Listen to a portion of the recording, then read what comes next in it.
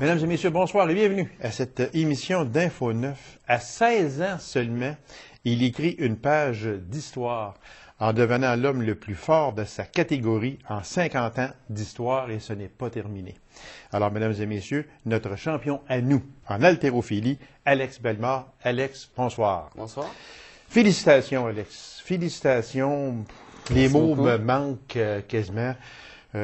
Vous êtes un champion. J'essaie le plus possible. Et puis, vous savez très bien représenter, premièrement, l'Abitibi-Ouest, deuxièmement, l'Abitibi-Témiscamingue, le Québec, et je vais aller jusqu'au Canada en entier. Un jour, le Canada, oui. Un jour, le Canada, vous ferez votre marque, j'en suis persuadé. Puis moi, Alex, ce qui me fascine en toi, on va dire toi, on va faire ça plus intime, si tu me permets, c'est ton humilité. Moi, c'est ça qui me touche beaucoup. Parce que j'ai su de bonnes sources qu'à un certain moment donné, d'abord, on va en parler des Jeux du Québec, là, à Drummondville, où tu as établi des records. Oui, 3 records. 3 records. Puis, tu as été donné la main à tes adversaires en leur disant de continuer, de persévérer, qu'un jour, ils vont lever peut-être plus fort ou aussi fort que toi tu lèves. Ça, c'est un beau geste et je t'en félicite, Merci. Alex. Et depuis que je suis tout jeune, mon père m'a toujours montré à pas avoir la grosse tête.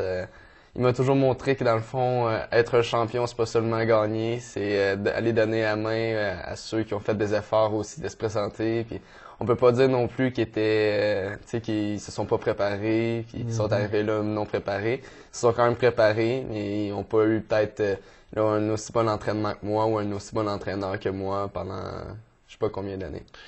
Là, indirectement, tu viens de rendre hommage à ton père et à tes parents. Il faut. Ça, c'est vraiment bien. C'est parce qu'il faut dire aux gens, pour ceux qui ne le savent pas, que Alex, il fait partie du club d'haltérophilie de la Sarre, demeure à Macamic. Puis, son entraîneur depuis le tout début, c'est son père. Oui. Alors, René, je sais que René est de l'autre côté. Et jusqu'à la toute fin aussi. Écoute, exactement. Puis, René, bravo. Bravo. Puis, Alex, tu es un exemple de détermination, un exemple de courage. Comment on en vient où tu es rendu aujourd'hui? Ben, je pense qu'on commence à performer quand notre envie de s'améliorer devient plus grande que notre envie de gagner. Parce que c'est sûr qu'on peut pas toujours gagner, mais même si on gagne pas, faut toujours en apprendre quelque chose.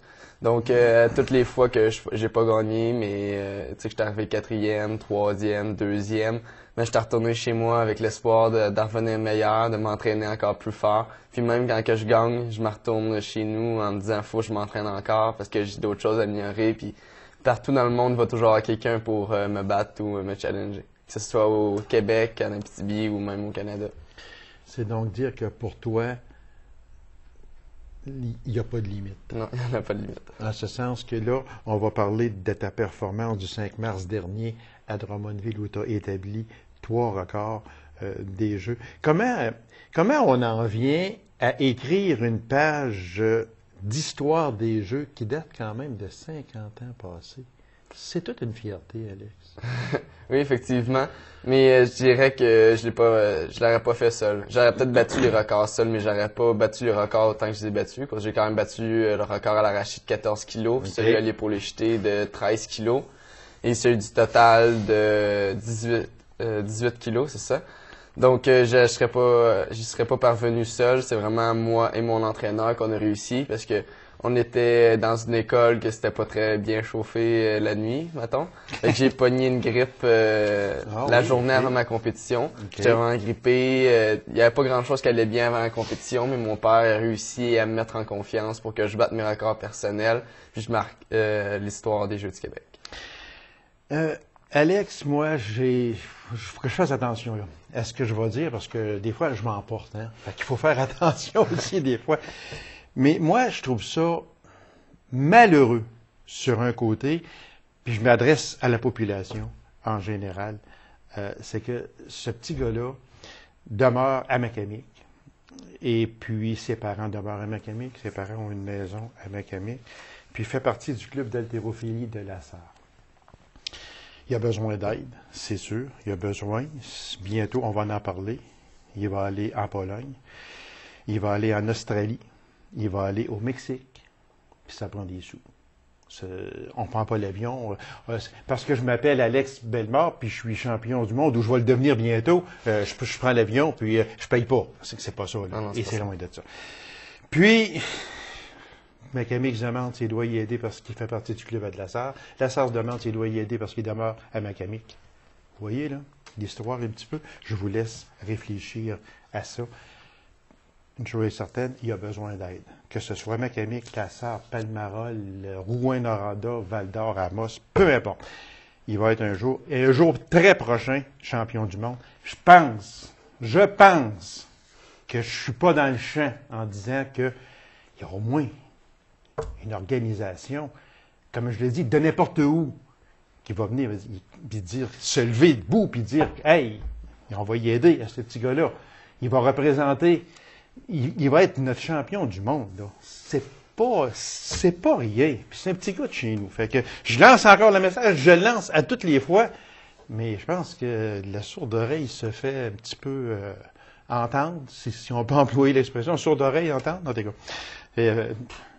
Aidez-lui, s'il vous plaît. Il a besoin d'aide. On revient au 5 mars dernier, Alex, à Drummondville. Est-ce qu'on peut dire que tu es devenu le roi Alex?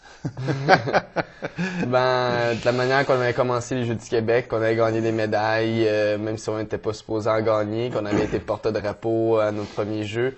Le deuxième jeu, on avait battu un record qui était vieux de 20 ans. On avait aussi gagné des médailles. On avait été porte-drapeau. Fait que moi et mon entraîneur, on voyait ça un peu comme une obligation de sortir des Jeux du Québec avec une marque pour marquer l'histoire des Jeux du Québec.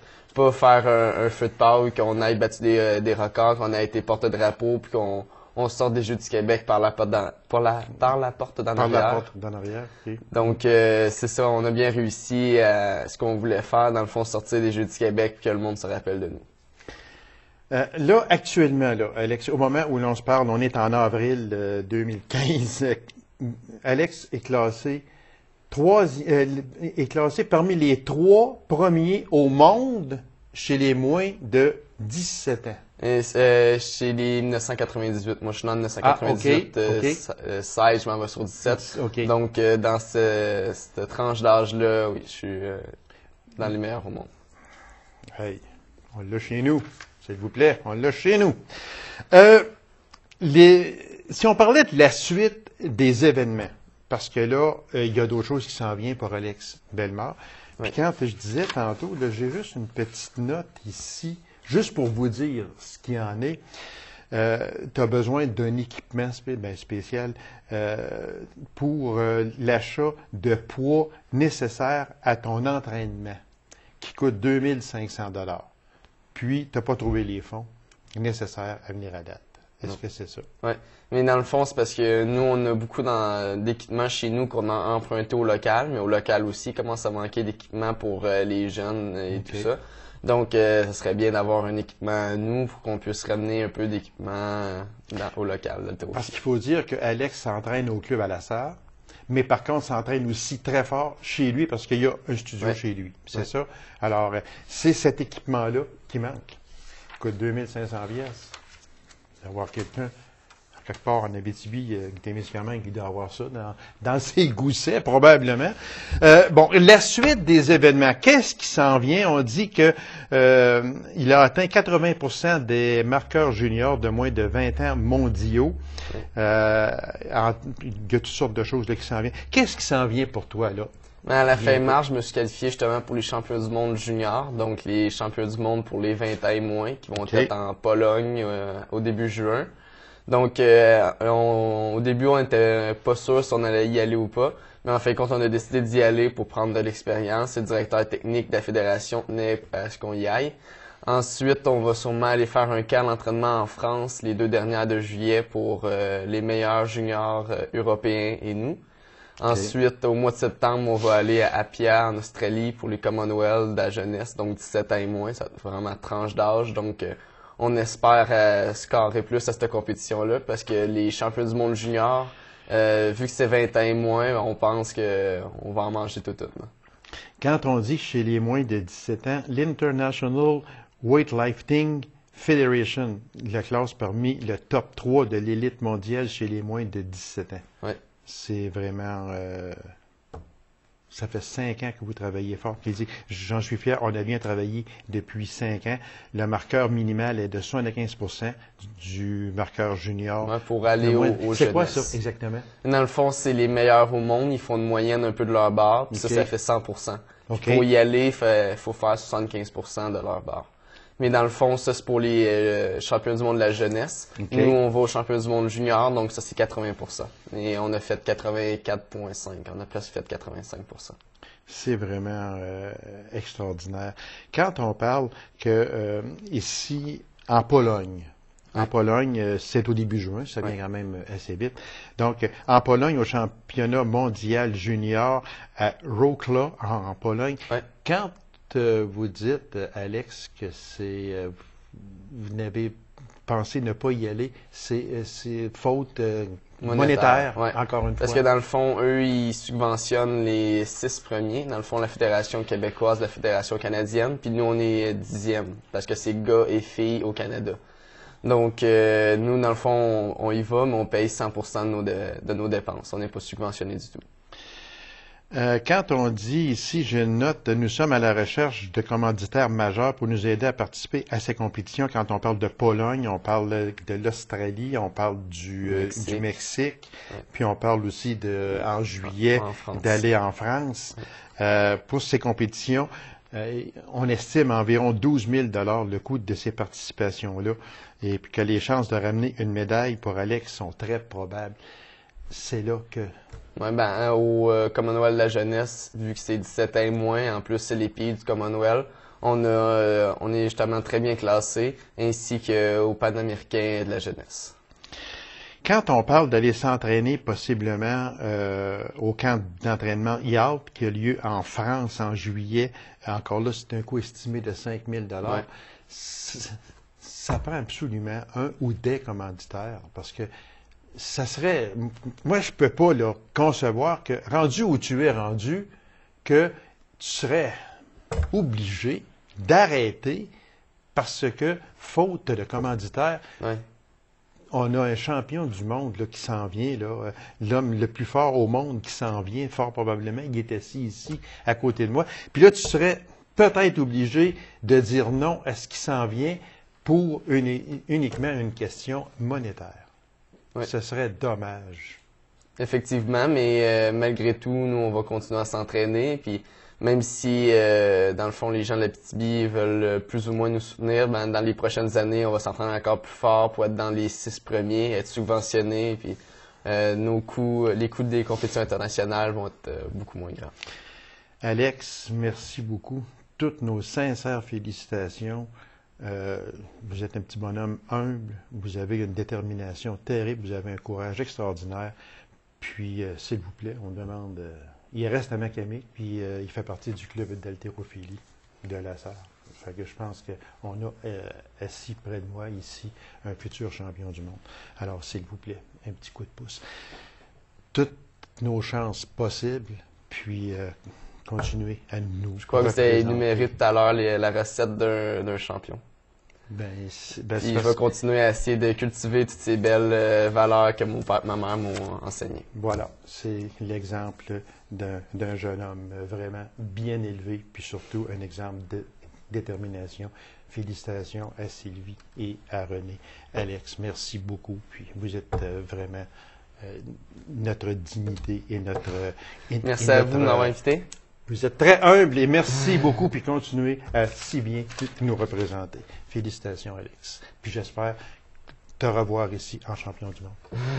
Alors, mesdames et messieurs, courte pause, et puis on vous revient immédiatement après. Restez avec nous.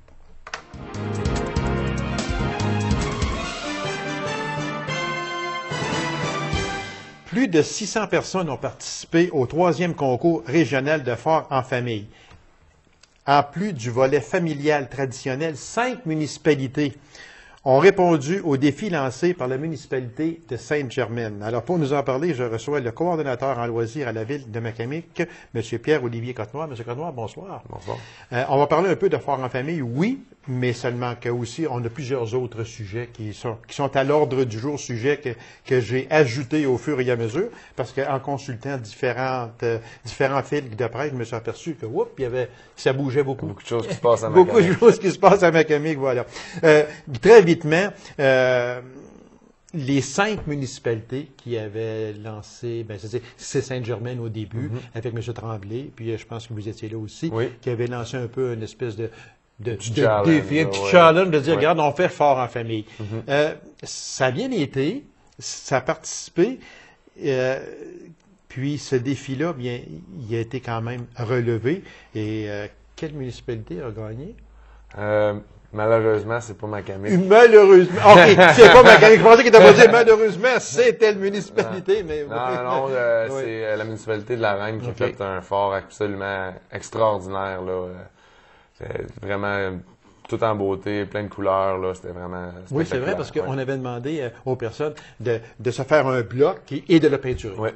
Oui, c'est ça. Je crois qu'ils ont utilisé des colorants alimentaires pour colorer le bloc de glace. Ensuite, ils ont mis un par-dessus l'autre là, pour faire leur fort. On parle aussi que on pouvait voter pour les. Oui. On allait sur Internet. Sur Facebook, sur oui, Facebook, c'était la page de Abitibi-Ouest Fort en famille, volet municipalité. Puis le coordonnateur de l'activité, Christian Milot, avait affiché les photos de tous les forts des municipalités. Puis les gens étaient appelés à voter, à aimer la photo, on peut dire. Puis la Reine, qui était la municipalité avec le plus de j'aime, a remporté le... Puis il y a eu 444 personnes qui ont dit j'aime. Voilà. Oui, pour la Reine, oui, c'est ça. Et très vitement, cette municipalité-là, il y avait quand même un prix. Oui, je crois que je me trompe pas, là, on parle de 250 $ c'est ça, exactement. qu'on peut utiliser chez Canadian Tire pour des articles sportifs. Voilà. Et puis, il y avait aussi le niveau secondaire qui avait aussi participé à ce moment-là. Oui, secondaire, puis il y avait aussi un volet là, familial. Là. Oui, exactement aussi. Nous, à Macamic, on a une famille qui a remporté un prix de participation. Oui, parce que justement, on voulait féliciter. Oui, justement, les familles suivantes, famille Morin, Deslongchamps de Palmarol, famille Bédard-Verville de Macamic, c'est ça? Oui, exactement. Puis la famille Pauline et Raymond Fournier de la Sarre, ainsi que la famille Fournier-Chalifou de Dupuis. Oui. Alors, on tenait à les féliciter. Et puis, monsieur... Cotenoir, il va se passer... ça, je veux dire, très vitement, c'est sûr que là, on a tous hâte que l'hiver se termine. Je pense que oui. Oui, ça s'en vient. Moi, c'est parce que je voulais parler que est-ce que Fort en famille va revenir l'an prochain, mais on espère qu'il ne sera pas là en juillet. Okay? Non. S'il revient, ça va être en 2016. Parce que 2016. Mais est-ce que c'est une chose possible? Parce que, franchement, c'était apprécié. Oui, en fait, je veux pas m'avancer tout de suite, là, mais moi, je suis pas mal sûr que Macamic, on va relancer le défi. Puis on espère qu'il y a encore plus de municipalités vont s'impliquer. C'est sûr. Puis encore plus de familles. Il y a beaucoup de forts qui ont poussé durant l'hiver dans les divers quartiers de l'Abitibi-Ouest. Puis on espère que l'année prochaine, la même chose va se produire puis qu'il va en avoir encore plus. Alors, on invitera les gens à ce moment-là. On va parler de ce qui va se passer, M. Cotenoir, à Macamic au cours des prochains mois, des prochaines semaines. Vous me disiez avant d'entrer en ondes que vous êtes à travailler actuellement pour la fête, à mettre sur pied la fête nationale. Oui, exactement. La fête nationale à Macamic va avoir lieu le 24 juin. OK. Nous, on veut aller plus du volet familial. On veut inviter les jeunes familles de partout en Abitibi-Ouest de venir avec nous s'amuser, célébrer la fête nationale. OK. Puis, j'en ai parlé surtout parce que mardi dernier, j'ai eu la confirmation des frères Greffard qui m'ont donné un spectacle à Macamic cette journée-là. Dans les alentours d'1 heure. Là, il y a encore beaucoup de choses qui restent à confirmer. Le programme est lancé, mais il reste à fignoler un peu. Là, exactement. Puis on regarde aussi pour plusieurs jeux, plusieurs autres activités là, connexes à la fête nationale. Fait que c'est une invitation à toute la population qu'on va avoir une belle fête nationale à Macamic. Qui va se faire à quel endroit? Parce qu'il y a quand même différents sites, là, mais qui va se faire à quel endroit? Oui, cette année, ce qu'on va faire, c'est qu'on va se permettre le privilège, la chance d'avoir une option B, un plan B advenant. La pluie... Madame Température, tout le temps, parce Exactement. qu'on est un petit peu avec elle. Là, ouais. Exactement. Fait que pour permettre ce plan B-là, l'activité de la fête nationale va se passer au centre Joachim-Tremblay. Ah, OK. S'il fait beau, évidemment, ça va être à l'extérieur, dans le parking, dans le stationnement. Si le temps ne nous le permet pas, on va se déplacer à l'intérieur avec une scène mobile, les différentes activités là, qui vont être à l'intérieur aussi. Alors, c'est donc dire que vous pouvez annoncer officiellement Yes. qu'il va y avoir une fête nationale Oui. à Macamic le 24 de juin prochain. Oui. Beau temps, mauvais temps. Exactement. Madame Température, On On a un dira pas le contrôle mot. sur celle-là. Là. et voilà. J'aime sa manière qu'il dit ça. On a le contrôle. Une fois pour Ouais, une fois, c'est ça. Une fois c'est de temps rare, en mais une temps. fois de temps en temps, c'est C'est beau. ça. Mais c'est bien d'avoir fait un plan B parce que Ouais. c'est sûr. Parce que c'est quand même démoralisant des fois. Ouais. Parce que tu vas avoir une équipe qui va avoir travaillé pendant des mois de temps à monter une belle organisation à l'extérieur. Puis on arrive, puis il pleut, comme on dit, il mouille à boire debout. Ouais, ça- Excusez ça tombe à l'eau. l'expression, ça tombe à l'eau, c'est Exactement. vraiment le cas. C'est vraiment le cas de le dire. Fait que c'est malheureux à ce moment-là parce que les gens ils sont pas là, exactement. Tandis qu'avec un plan B comme ça, mais au moins, il y aura, sûr et certain qu'il y aura une fête nationale le 24 de juin prochain à Maccabi. On en avait parlé lors de votre dernière visite, mais j'aimerais revenir parce qu'on est allé quand même assez vite sur le sujet. 40 jours, les petits castors rusés. Oui. Ça va se faire? Oui, ça va se faire. On va commencer le 29 juin. C'est un projet qu'on est en train de travailler, de peaufiner, de vraiment mettre là, les thématiques, les activités qu'on va faire, toute la planification. Cette année, on change un petit peu le concept, mais on veut le pousser un peu plus aussi en même temps. On va avoir une thématique pour chaque semaine. Ah, OK. Donc les jeunes vont être appelés. Là, je veux pas trop en dévoiler, puis il n'y a pas trop non plus de choses qui sont officielles. Là, c'est ça. OK. Mais on va essayer d'avoir une sortie ou une activité ou une présentation spéciale pour chaque chaque thématique, avec des activités sportives, culturelles, cuisine, qui se relient à la thématique de la semaine. OK. Fait que ça va se faire, c'est sûr et certain. Ouais, c'est à surveiller là, sur le site de la ville. Oui, c'est ça. Facebook, On peut aller sur Facebook, puis on Exactement. peut aller sur le site de la ville également. Tout va être bien écrit en détail. Exactement. L'année passée, ça a été très, très apprécié et je suis persuadé que ça va l'être encore cette année. Club de soccer Les Lions de Maccabi. Oui, le club de soccer Lyon qui va terminer la saison hivernale dans les prochaines semaines. OK. Puis ensuite de ça, on va commencer la saison d'été encore une fois cette année. On est en train de regarder pour faire des petits travaux sur le terrain pour justement permettre aux jeunes d'avoir encore plus un terrain de qualité, de pouvoir pratiquer leur sport dans un environnement sécuritaire, puis ainsi de se développer leur habileté là, au niveau du soccer. Qu'est-ce qui fait l'engouement tant que ça de ce sport? Parce que le soccer, on en parle, on a que, bon, à Rouen, il manque de terrain. De soccer, on pourrait en faire encore beaucoup. C'est pareil à Val-d'Or, c'est pareil à peu près dans chaque localité qui met sur pied un club de soccer. C'est quoi l'engouement? Est-ce que c'est l'impact? L'impact de Montréal? Est-ce que c'est... Je crois que l'impact de Montréal en a pour beaucoup. Sûrement. Surtout dans les derniers mois, là, on voit l'impact qui performe bien. Je pense que ça donne, ils ont plus de visibilité. Puis ça fait en sorte que les jeunes s'intéressent plus au sport. Nous, la grosse avantage qu'on a à Macamic, c'est les personnes impliquées. La personne impliquée numéro 1, la plus importante, que je tiens à remercier aujourd'hui, c'est Christian Léveillé. Ah oui, ok. Christian est impliqué depuis tout le début. C'est lui qui a parti le projet. Il a bâti ça lui-même, collaboration de la ville. Mais Christian, là, vraiment, je lui lève mon chapeau. Il a beaucoup travaillé là-dessus. Je pense que c'est ça qui fait c'est pas notre force à Macamic, c'est vraiment l'implication des gens. Parce que quand je parle de l'engouement pour le soccer, je sais parce qu'on en lit beaucoup, que ce soit, comme je disais tantôt, que ce soit ici, à Rouen, peu importe. Mais lorsque je vais chez mon fils à Thetford Mines, Mes petits-enfants jouent au soccer. J'en ai un à 4 ans qui joue. La fille, elle a 7 ans. Puis elle joue. Puis quand on va les voir pratiquer, mais mon Dieu, il y a 7 terrains de soccer, puis ils sont bien pleins. Oh, oui. Ah, mais je me dis, coudonc, c'est à Thetford Mines. Tu sais. Puis je me dis, mais c'est quoi l'engouement? Puis on voit que les parents sont là, puis ils encouragent les enfants. Puis j'ai dit, c'est pas rien que chez nous, c'est partout. Ben, je pense que un autre avantage du soccer, c'est l'accessibilité puis le peu de frais. Oui, aussi. C'est pas très exactement. dispendieux de jouer au C'est vrai. soccer.